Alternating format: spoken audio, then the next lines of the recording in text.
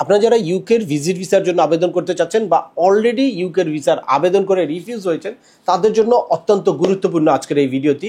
আজকের ভিডিওতে আমি শেয়ার করব যে কোন 3টা যোগ্যতা আপনারা প্রমাণ করতে পারলে নিশ্চিত ইউকের ভিসা পেতে পারেন। তো চলুন শুরু করা যাক। তার আগে বলে নিচ্ছি, যারা আমাদের চ্যানেলে নতুন বা আমাদের চ্যানেলটি এখনো সাবস্ক্রাইব করেননি, please hit the subscribe button. আর যারা অলরেডি সাবস্ক্রাইব করেছেন তাদেরকে অসংখ্য ধন্যবাদ।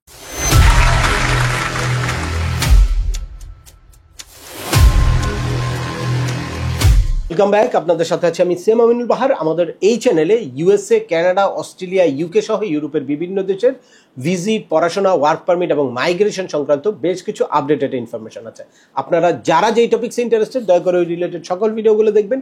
এরপর ছোটোখাটো প্রশ্ন থাকলে ভিডিওর নিচে কমেন্টস করবেন। আর তারপরেও একান্ত কোনো ব্যক্তিগত পরামর্শ বা আমাদের কোনো সার্ভিস নিতে চাইলে ডিসক্রিপশনে থাকা হোয়াটসঅ্যাপ নাম্বারে অ্যাপয়েন্টমেন্ট বুক করে সরাসরি যোগাযোগ করতে পারেন।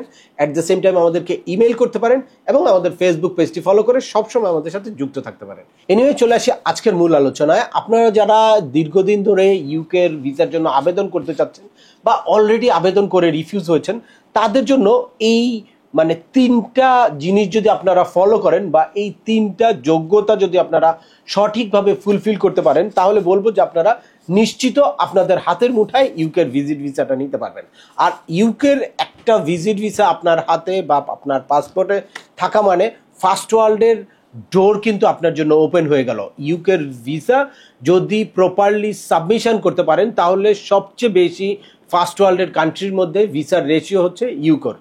এই কারণে আপনারা যারা ইউএসএ, কানাডা, অস্ট্রেলিয়া, নিউজিল্যান্ড বা সেনজেন কান্ট্রি ভিজিট করতে চান, তাদেরকে আমি বলবো যে প্রথমে ইউকের ভিসার জন্য আবেদন করেন বা ইউকের জন্য আপনার ফাইলটা রেডি করেন। তো ইউকে যুক্তরাজ্য বা ব্রিটিশ ভিসা আপনার পাসপোর্টে লাগানোর জন্য যেই 3টা যোগ্যতা আপনাকে প্রধান বিবেচ্য বিষয় হিসেবে নিতে হবে, তার মধ্যে নাম্বার 1 হচ্ছে ফাইন্যান্সিয়াল সলভেন্সি বা ফাইন্যান্সিয়াল ডকুমেন্টগুলো আপনাকে অ্যারেঞ্জ করতে হবে।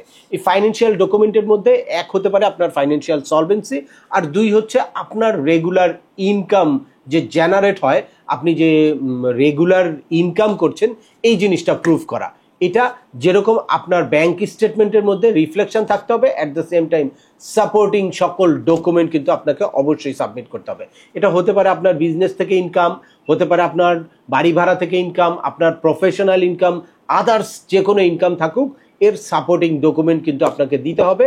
এবং ফাইনালি ব্যাংক স্টেটমেন্টের মধ্যে, অর্থাৎ আপনার লাস্ট 6 মান্থের যেই ব্যাংক স্টেটমেন্ট, সেখানে আপনার ওই ফাইন্যান্সিয়াল ইনকামের রিফ্লেকশনটা কিন্তু অবশ্যই থাকতে হবে। এবং ফাইনালি আপনার একটা হ্যান্ডসাম অ্যামাউন্ট ব্যালেন্স থাকতে হবে, যে আপনি যে ইউকে ভিজিট করে দেশে ফিরে আসবেন সেরকম একটা প্রমাণ কিন্তু এই ব্যাংক স্টেটমেন্টের মাধ্যমে ফুটে উঠবে, যে আপনার প্রতি মাসে কত টাকা ইনকাম হচ্ছে, কত টাকা সেভ হচ্ছে, এবং এই সেভ হতে হতে সেভিংসের একটা সম্মানজনক বা একটা ভালো অ্যামাউন্ট আপনার সেভিংস ফান্ডে আছে, তাহলেই কিন্তু ইউকে ভিসাটা আপনার নিশ্চিত হতে পারে বা এই যোগ্যতা, ফাইন্যান্সিয়াল যেই যোগ্যতাটা আছে সেই যোগ্যতাটা আপনি প্রুফ করতে পারবেন।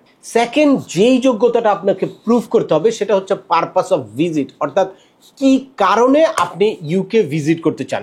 এটা হতে পারে আপনার ভিজিট ট্যুরিজম পারপাসে, হতে পারে আপনার ফ্যামিলি রিউনিফিকেশন, হতে পারে আপনার কোনো বিজনেস মিটিংয়ে বা কোনো ট্রেড শো, কনফারেন্সে অ্যাটেন্ড করা। এই জিনিসটা অবশ্যই প্রুফ করতে হবে। আর যেই স্টেটমেন্টটা আপনি দিবেন, যে কারণে আপনি যেতে চাইবেন, সেটার সাথে আপনার আদার্স প্রোফাইল সামঞ্জস্য থাকতে হবে। লাইক আপনি যদি ভিজিট ভিসার জন্য যেতে চান, তাহলে অবশ্যই আপনার ট্যুরিস্ট একটা ব্যাকগ্রাউন্ড থাকতে হবে। আপনি বিভিন্ন দেশ ভিজিট করেছেন, মোটামুটি এশিয়ান বিভিন্ন কান্ট্রি আপনি ভিজিট করেছেন, এরকম একটা প্রোফাইলে কিন্তু অবশ্যই থাকতে হবে, বা পাসপোর্টে প্রিভিয়াস ট্রাভেল হিস্ট্রি অবশ্যই থাকতে হবে। বাট আপনি কিন্তু একদম কোনো দেশ ভিজিট করা ছাড়াও ইউকের ভিসা পেতে পারেন, যদি আপনার পারপাসটা ট্যুরিজম না হয়ে অন্য কিছু হয়। লাইক এটা বিজনেস মিটিং হতে পারে, কোনো কনফারেন্সে অ্যাটেন্ড করা হতে পারে, কোনো ফ্যামিলি রিউনিফিকেশন হতে পারে। তাহলে কিন্তু আপনার আগে ট্যুর করা আছে কিনা, অন্য কোনো দেশে ভিজিট করা আছে কিনা, সেটা দেখার বিবেচ্য বিষয় না। ওখানে পারপাসটা হচ্ছে যে কোন কারণে আপনি যাচ্ছেন। যদি ফ্যামিলি কোনো পারপাসে যান, ফ্যামিলি রিউনিফিকেশন, তাহলে আপনার ফার্স্ট ব্লাডের কানেকশন হলে সবচেয়ে ভালো হয়। তারপরে যদি সেকেন্ড ব্লাড, থার্ড ব্লাড এরকম হয়, যত কাছাকাছি হবে তত পারপাসটা স্ট্রং হয়।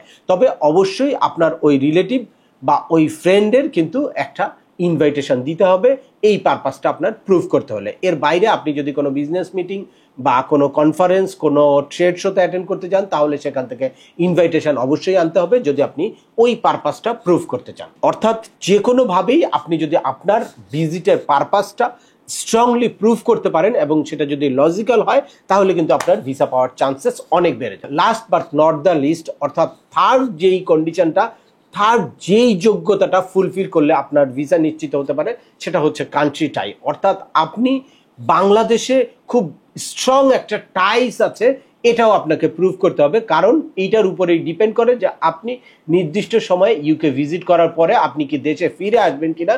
এইটার জন্য আপনার কান্ট্রি টাইটা কিন্তু খুবই খুবই খুবই জরুরি। অনেক ক্ষেত্রেই কান্ট্রি টাই বা ফ্যামিলি টাইয়ের জন্য ইউকে ভিসা রিফিউজ করে থাকে। অর্থাৎ ফ্যামিলিতে আপনার কতজন মেম্বার আছে, কে কে আপনার দেশে আছে, কার জন্য আপনি ফিরে আসবেন, অ্যাট দ্য সেম টাইম আপনার কি ধরনের বিজনেস আছে, কি ধরনের প্রপার্টি আছে, দেশে আপনার সোশ্যাল স্ট্যাটাসটা কি, আপনার পলিটিক্যাল কোনো স্ট্যাটাস থাকলে সেইটা, আপনার সোশ্যাল কোনো স্ট্যাটাস থাকলে, আপনার বিজনেস স্ট্যাটাস থাকলে, বা আপনার ফ্যামিলির টাইসটা কি, এই জিনিসগুলো যদি সুন্দরভাবে ফুটিয়ে তুলতে পারেন, তাহলে আপনার কান্ট্রিটাই এবং ফ্যামিলিটাই কিন্তু খুব স্ট্রং হয়ে যায় এবং ইউকের ভিসা কিন্তু নিশ্চিত হতে পারে। এই তিনটা যোগ্যতা প্রমাণ করতে পারলেই আপনার যেহেতু ভিসাটা নিশ্চিত হয়, তো সুতরাং আপনি অন্যান্য যত ডকুমেন্ট রেডি করবেন, যত ডকুমেন্ট সাবমিট করবেন, প্রত্যেকটা জায়গায় আপনি দেখবেন যে আপনার এই রিফ্লেকশনগুলো ফুটে উঠে কিনা। অর্থাৎ আপনার কাভার লেটার, আপনার এভিডেভিট হোক, ফাইন্যান্সিয়াল সলভেন্সি হোক, অ্যাসেট ভ্যালুয়েশন হোক, প্রপার্টির ডকুমেন্ট হোক, যাই কিছু আপনি দিবেন, সেই সব কিছুর মধ্যেই এই জিনিসগুলা ফুটে উঠবে। ইউকের ভিসাটা হচ্ছে কমপ্লিটলি ডকুমেন্ট বেস, এখানে ইন্টারভিউর কোনো রকম কোনো ইস্যু নেই। আপনি শুধুমাত্র বায়োমেট্রিক দেওয়ার পরে এই ডকুমেন্টগুলো রিভিউ করেই কিন্তু ইউকের হোম অফিস এই ভিসার ডিসিশনটা নেয়। তো সুতরাং প্রপারলি ডকুমেন্ট সাবমিশন করা এবং কাভার লেটার ও অন্যান্য ডকুমেন্ট ঠিক রাখা কিন্তু ইউকের ভিসার জন্য খুবই জরুরি। আর এই ইউকের ভিজিট ভিসার জন্য আবেদন করার সময় আপনার অবশ্যই ভেবে দেখতে হবে যে আপনি আদৌ কি প্রিপেয়ার কিনা বা রেডি কিনা এই মুহূর্তে আবেদন করার জন্য। যদি এই মুহূর্তে আপনার যেই অবস্থা আছে সেই অবস্থায় এই তিনটা যোগ্যতা প্রুভ করা পসিবল না হয়, তাহলে আপনি অবশ্যই সময় নিয়ে প্রিপেয়ার হয়ে তারপর ইউকের ভিসার জন্য আবেদন করতে হবে।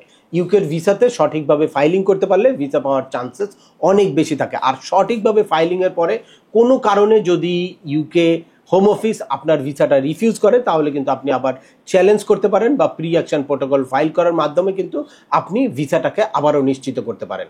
এছাড়া পরবর্তীতে রিঅ্যাপ্লাই তো করতেই পারেন, তাহলে পূর্ববর্তী আপনার যেই হিস্ট্রি আছে ওইটার ধারাবাহিকতা মেনটেন করে আপনি যদি নতুন করে আবেদন করেন, তাহলে আপনাকে ভিসা দিতে পারে। আর আপনি যদি মনে করেন যে আপনার রিফিউজের মধ্যে কোনো রকম কোনো কারণ ছিল না বা যৌক্তিকতা নেই যেই কারণগুলো দেখিয়েছে, তাহলে কিন্তু আপনি এই রিফিউজালটাকে চ্যালেঞ্জ করে তারপর প্রি অ্যাকশন প্রোটোকল ফাইল করার মাধ্যমে আপনি আপনার ভিসাটা নিশ্চিত করতে পারেন। তো আজকের ভিডিওটা আর দীর্ঘায়িত করছি না। আশা করি এই ভিডিও থেকে কিভাবে খুব সহজেই ইউকে ভিসা নিশ্চিত করবেন সে ব্যাপারে একদম ক্লিয়ার একটা ধারণা পেয়েছেন। তারপরেও আপনাদের যদি এই সংক্রান্ত কোনো রকম কোনো প্রশ্ন থাকে, অবশ্যই আমাকে কমেন্টস করে জানাবেন। আর ভিডিওটি ভালো লাগলে বা তথ্যবহুল মনে হলে লাইক দিয়ে আপনার বন্ধুদের মাঝে শেয়ার করে দেবেন, যাদের এই ইনফরমেশনগুলো অত্যন্ত প্রয়োজন। আবার দেখা হবে নতুন কোনো গুরুত্বপূর্ণ টপিকস নিয়ে। সে পর্যন্ত সবাই ভালো থাকবেন, সুস্থ থাকবেন এবং আমাদের চ্যানেলের সাথেই থাকবেন। আল্লাহ হাফেজ।